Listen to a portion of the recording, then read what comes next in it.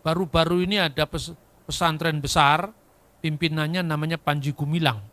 Konon saya pernah mendapatkan kabar dari putra seorang pendeta, namanya Profesor Siahaan. Dia yang nulis itu pengantar bahasa Ibrani yang diterbitkan oleh BPK Gunung Mulia itu, yang selalu dipakai anak-anak di seminari atau sekolah Alkitab. Itu lebih dari 10 tahun mengajar di Jaitun.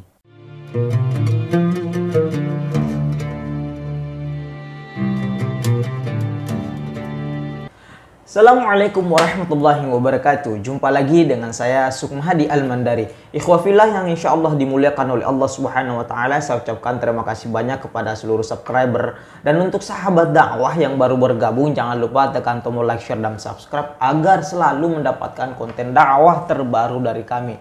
Ikhwafillah, ini banyak hal baru yang terkuat di publik soal Panji Gumilang dan pesantren Al-Zaitun.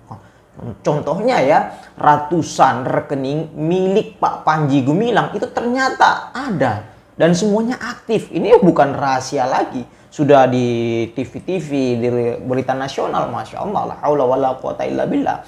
Dan di sini ada fakta baru dan saya baru tahu dan kalian juga baru tahu bahwa ternyata ada video dari Bapak Bambang Nursena yang mengatakan bahwa di Al-Zaitun itu ada seorang pendeta lebih dari 10 tahun ngajar di Al-Zaitun. Ini seorang pendeta loh, ngajar di Al-Zaitun. Ini videonya dari Bapak Bambang Nursena. Saya juga baru tahu, serius saya baru tahu loh, kok bisa-bisanya ya seorang pendeta ngajar di pesantren dan bukan setahun 2 tahun. Ini lebih dari 10 tahun. La haula wala quwata illa billah. Ini pesantren loh.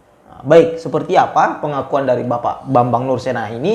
Mari kita simak sama-sama dari awal sampai akhir. Nanti kita akan komentarin sama-sama juga.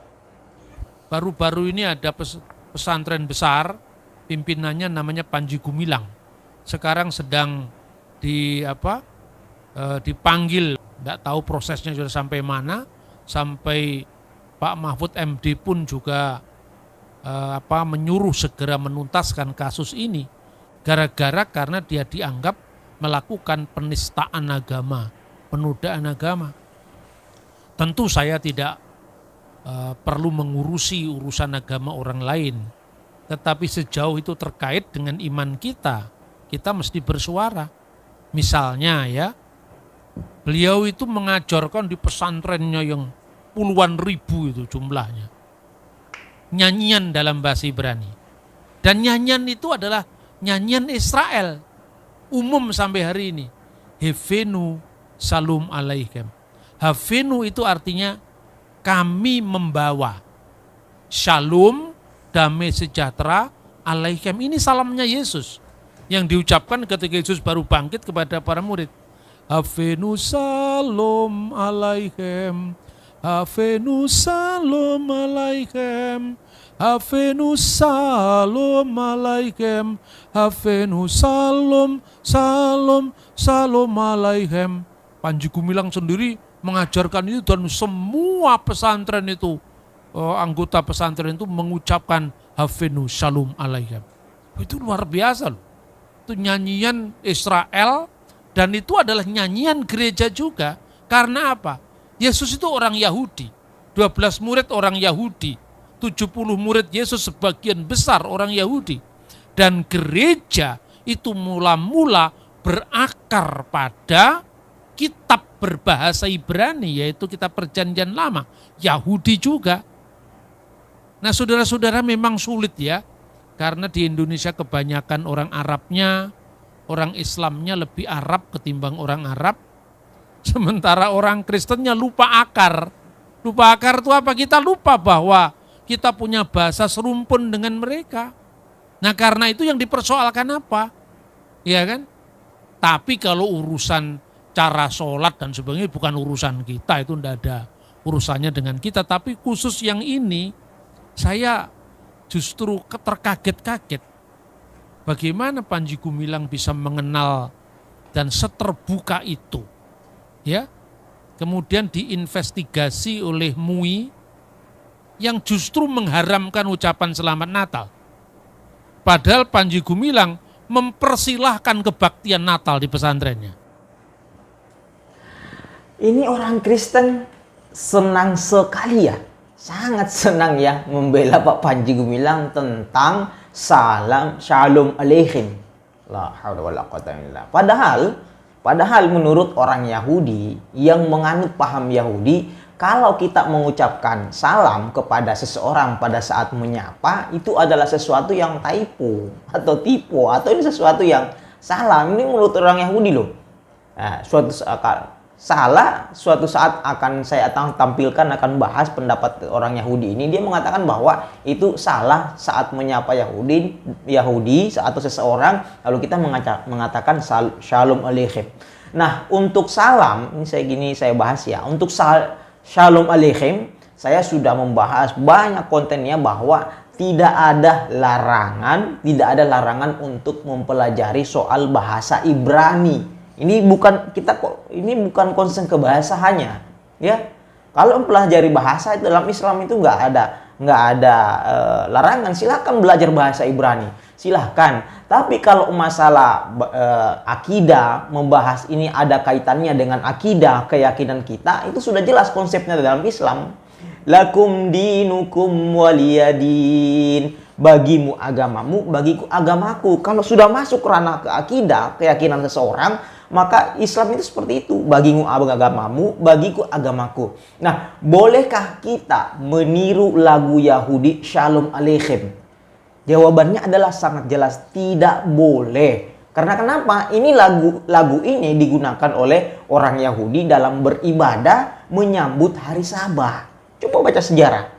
Itu akidah mereka menyambut hari Sabat. Hafenu Shalom Aleichem, Hafenu Shalom Aleichem, Anum Shalom Aleichem.